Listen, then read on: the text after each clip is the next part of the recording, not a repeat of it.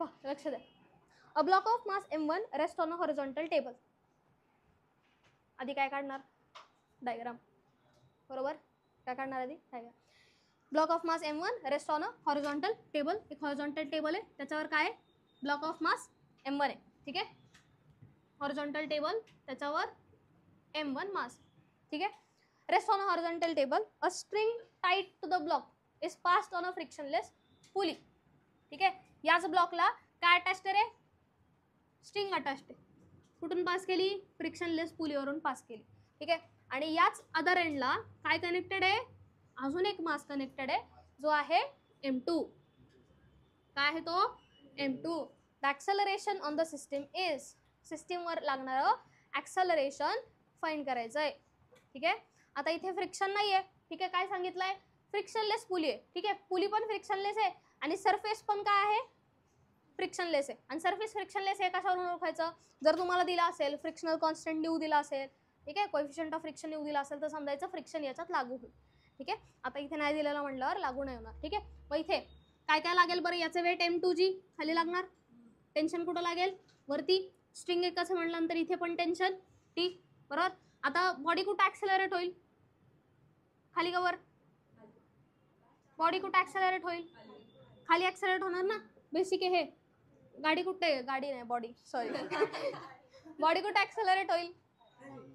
खाली ॲक्सेलरेट होईल. बरोबर. मग आता याला इक्वेशन लिहायचं आहे. तुम्हाला काय फाइंड करायचं आहे? ॲक्सेलरेशन फाइंड करायचं आहे सिस्टीमचं. ॲक्सेलरेशन काय असतं रे? Net force upon total mass. Net force कितीचा लागतो पहा बरं? नेट फोर्स कितीचा लागतो? नेट फोर्स इथं m2g चा लागतो फक्त. नेट फोर्स कितीचा आहे? m2g चा. फोर्स कुठं लागतोय? खाली. ठीक आहे, सिस्टीम ॲक्सेलरेट कुठं होतीये? खाली. ठीक आहे, म्हणजे नेट फोर्स कुठं लागतोय? खाली. नेट फोर्स कोण लावून देतोय? याचा वेट लावून देते. याच्या वेटमुळे सिस्टीम ॲक्सेलरेट झालेली आहे. ठीक आहे, म्हणजे काय झालं? नेट फोर्स m2g आणि टोटल मास काय झालं? खतम. ऑप्शन ए झालं. बरं, पुढचं पण पाहून घ्या आधीच. 12 पाहून घ्या. 12 लक्ष द्या, लक्ष द्या. 12 पहा. हा नाही पुसत, लक्ष द्या. A light string pass over a frictionless pulley to one of its end of mass 6 kg is attached to its other end. A mass of 10 kg is attached. The tension in the thread will be. Thread मधलं tension find करायचंय. ठीक आहे, काय find करायचंय? Tension.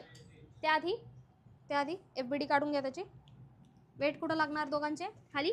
याचा weight किती असेल? 6g, म्हणजेच किती? 60. 6g, g ची व्हॅल्यू 10. वेट असतं mg, मास इंटू g. याचं वेट किती लागेल? 100 न्यूटन. बरोबर. वरती काय लागणार दोघांच्या याच्यात? टेन्शन. ॲक्सेलरेट कुठं होणार सिस्टीम? खाली. या डिरेक्शन ॲक्सेलरेट होणार. हा खाली जाणार, हा वरती येणार. ठीक आहे, बरोबर. हे समजलंय? नक्की समजलंय? मग लिहून घ्या. याचं इक्वेशन लिहा. काय लिहायचं? काय काढायचं तुम्हाला? टेन्शन काढायचं ना, बरोबर. मग याचं इक्वेशन काढू शकता तुम्ही. मग टेन्शन इज इक्वल टू काय येईल? Tension is equal to tension. ठीक आहे, थांबा. ॲक्सेलरेट कुठं होती? खाली होती ना, म्हटल्यानंतर mg मायनस टी करावं लागेल. बरोबर, म्हणजे 100 minus T is equal to ma ना, is equal to ma. Acceleration माहिती आहे? इथला मास लिहा. हे 10a लिहा याला. ॲक्सेलरेशन माहिती आहे का? नाही. ॲक्सेलरेशन फाइंड करावं लागेल. ॲक्सेलरेशन परत काय असतो? Net force upon total mass. Net force काढायचा आहे. नेट फोर्स पहा बरं. इकडे 100 न्यूटन लागतोय आणि हा काय? 60 आहे. बरोबर. मग 100 मायनस 60 येणार ते. बरोबर. 100ला बॅलन्स आउट करणार कोणते? 60. म्हणजे किती आलं? 100 मायनस 60 म्हणजे 40 आणि अपॉन काय? त्या दोघांच्या वेटचे ॲडिशन 6 प्लस 10. बरोबर. किती आलं ते? 40 अपॉन 60. 2 जा 3 जा म्हणजे 2/16. सॉरी, किती आलं ते?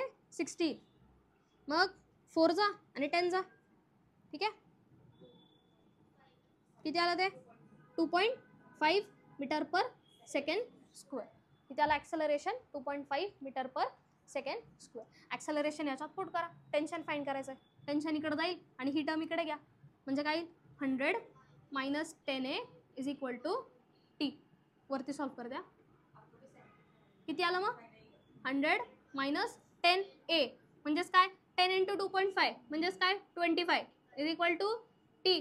किती आलं ते टेन्शन इज इक्वल टू 75. कसं काय रे